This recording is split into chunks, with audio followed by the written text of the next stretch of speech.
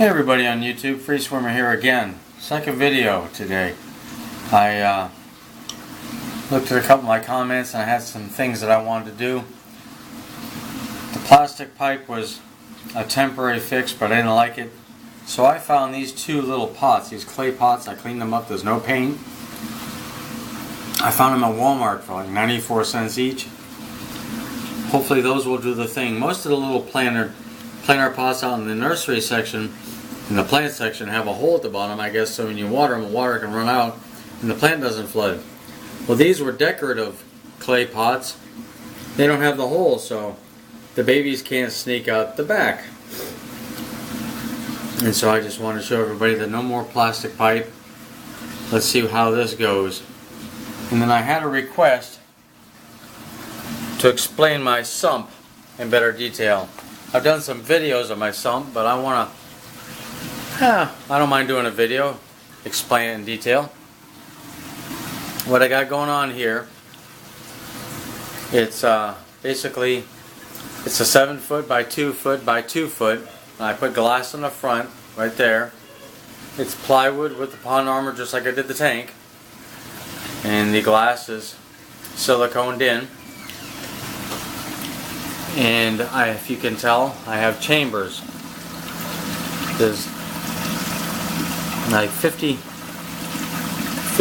gallons of media in this. I have a 24 by 16 by about 18 chamber behind here that is just full of media. I have a whole lot, about a ton of bio balls. I had a bunch of already seeded bio balls, and I also had a bunch of those pot scrubbies that Joey talks about, that I had just a mess load of those. And at the top here, it's not real visible, I've got a 1-inch blue and white fine foam pad. And below it I have a 2-inch foam pad that fills the top tray here. Underneath it is plexiglass that's all drilled. The top is just plexiglass that has a hole for the pipe to come down through. I'm going to get a light here in a minute and show my plumbing. But basically, it goes down, and I have where this here wall goes all the way down to about 4 inches off the bottom. And at the 4 inches off the bottom, you won't be able to see it because naturally the light's not doing us any favors. But I have a small chamber where it can go underneath the 4 inches, and there's another foam block. It can go up through that foam block. I have glass on the other side of it. It can go through the bottom of it or out through the top. And it goes into the center chamber where I have probably 16 of the ceramic that you can buy, the ceramic rings. You can get them in a little mesh bag all throughout there. And those were all except for one of them were seated already. And in this center chamber, coming out, I have a Danner pond 5,000 gallon per hour pond pump return going up. I'm going to get a flashlight so I can better detail this for you guys now.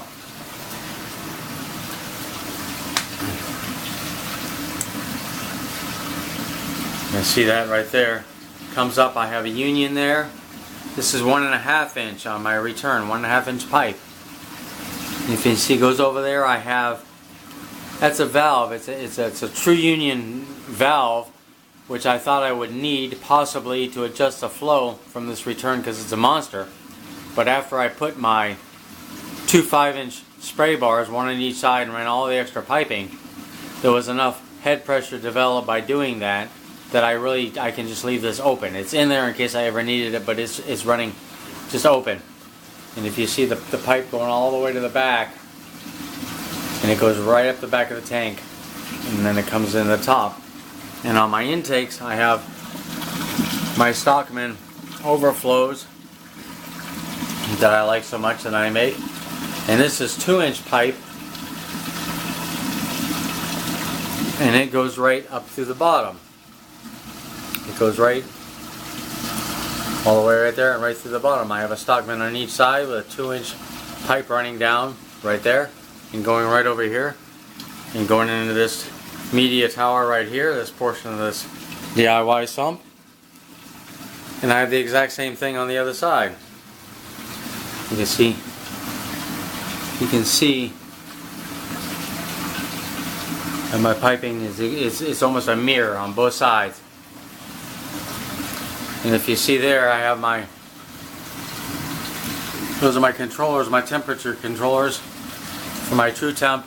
I have a 1000 watt and an 800 watt True Temp titanium heaters. I have one there and one right on the other side. So my heaters are in the Sump, and they're advertising 84 and 86 is what they're set at, and the tank temperature is 82.2. So from the action down here in the Sump going up and doing what I was doing in the tank to get all the tank water, I'm happy with 82.2. Ever since my ick bout, I like to keep it warmer. 81, 83 is where I keep it at all times. I have not had a return outbreak of ick since I went through my 86 degree 10-day stint in salt and water changes and then a good gravel cleaning and everything. That was a very difficult time, but it's already been like 8 months, 7 months since that happened. But anyway, just wanted to give a little better view, a little more detail. It's not the brightest view, but I tried to be fairly explaining on how it works. I keep it, you can see my little marks, I like to keep it at the fill line. It's a 210 gallon Sump total volume, and right now it's probably at 140 gallons maybe. And when I shut off the power, or there is a power loss and it backflows in through the stockmans and everything, it only goes up about 4.5 inches, 5 inches, which is really good considering there's 55 square feet of surface on this tank. And so I've got no concerns of floods at all, which was a major goal, one of the major goals.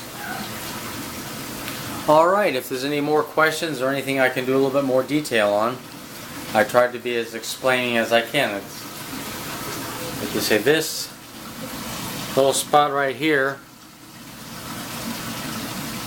which you can just see, this is my cubby hole.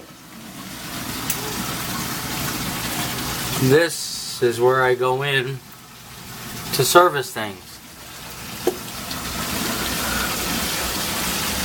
And I can actually go all the way behind the Sump. This is where my FX6 is hanging out.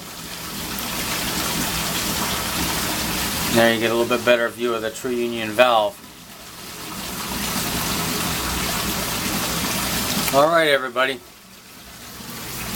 Hope that was a pretty good explanation. I enjoyed that. Thank you for watching. Hope everybody has a great weekend. Leave a comment, thought, or suggestion. And please, if you haven't, subscribe. Thanks guys. Have a great weekend. Later.